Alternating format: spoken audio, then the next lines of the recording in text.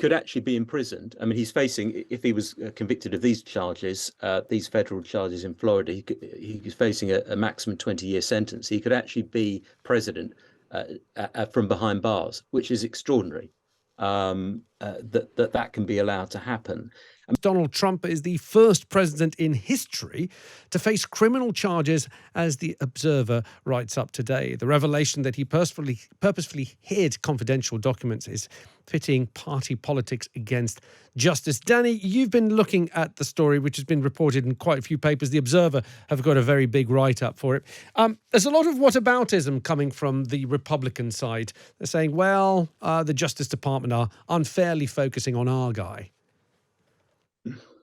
Yeah, there's a fierce counterattack going on from Republicans. Andy Biggs, who's a Republican from Arizona, says we have now reached a war phase, eye for an eye. I mean, again, this is just extraordinary. It's on a whole different level from what's going on in the UK with Boris Johnson. You have a guy who was found I think a month or so ago to be a sexual abuser in a civil case. The jury said he sexually abused E. Jean Carroll in 1996, and he's facing millions of dollars in damages. You have a man who's also being investigated or facing allegations over financial dealings relating to a payment to Stormy Daniels.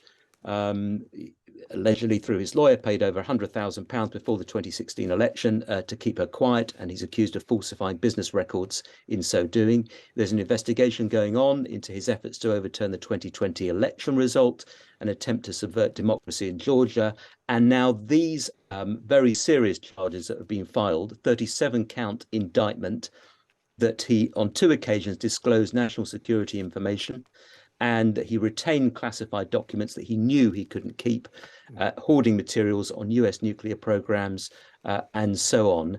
And I think to make, to really underline the seriousness of what he's faced with are the photographs that have been released of these documents, boxes of documents in his ballroom, in his toilet, in his bathroom at Mar-a-Lago, his estate in Florida.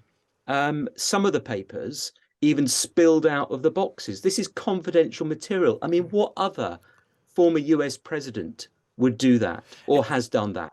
It's and it's like, it's extraordinary. Where's the reality check here? The amount of evidence is extraordinary. There's recordings of him basically saying to people, these are hugely classified. I could have declassified them, but they're not declassified now. So he's almost sort of showing off in the fact that he's not really meant to have these documents.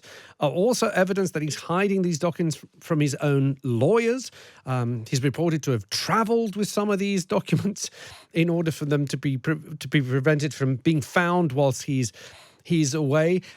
Justine, I mean, Danny said, look, it's a whole different ball game between Trump and what we're seeing here with Boris Johnson. But there is one theme.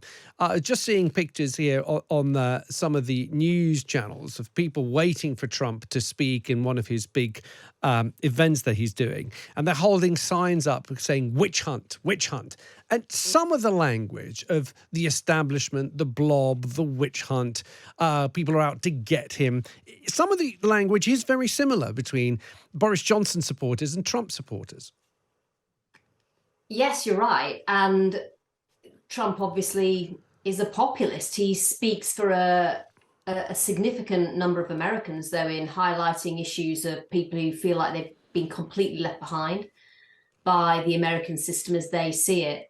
I think that the challenge for Donald Trump and for America is, unlike Boris Johnson, he is actually the front runner to be the Republican presidential candidate at the next presidential election. And actually, in these sorts of cases, apparently one of the toughest things for prosecutors to prove is intent. And it's proving intent that often means that you can successfully prosecute. Well, as we've just been hearing, actually, there is a significant proof of intent, it would seem. Have to have the law case first. And so you feel like you're getting this moment ahead of America where judiciary versus politics, rule of law versus politics is going to have to somehow work its way through all of this. And different to the UK, of course, because the Supreme Court is itself full of people who are appointed by presidents. So I think some really challenging days ahead for the States. And of course, the ultimate irony is that President Trump, or Donald Trump as he was then the last candidate, and in running against Hillary Clinton, often had a strapline of lock her up. Well, of course, the irony is it may be he who's facing being locked up come the next presidential election. And yet, as you say, That wouldn't necessarily bar him from standing. yeah, that's what I was going to come to you Exactly. for, Danny. Even if he is being prosecuted, you might have the scenario that he gets the Republican nomination whilst at the same time fighting various indictments, criminal law, federal law, and yet it's still perfectly legal and perfectly possible for him to be fighting for the presidency at the same time.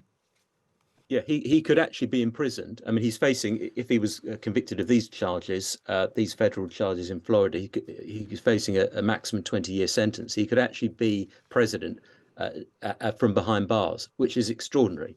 That can be allowed to happen. I mean, what's really worrying is that there's a survey quoted in the Guardian piece that says that 4.4% of the US population, that's around 12 million US adults, say violence is justified to restore Trump to the White House. Gosh. That's what you're kind of dealing with. There's this sort of a denial about what this guy is and what he represents and what he has done. And then there's another step, which is, well, we will use violence in order to get him restored as president. It's difficult to know where to go after that, to be honest. It's fair to say that the US is in for a bumpy ride in the run-up to the elections.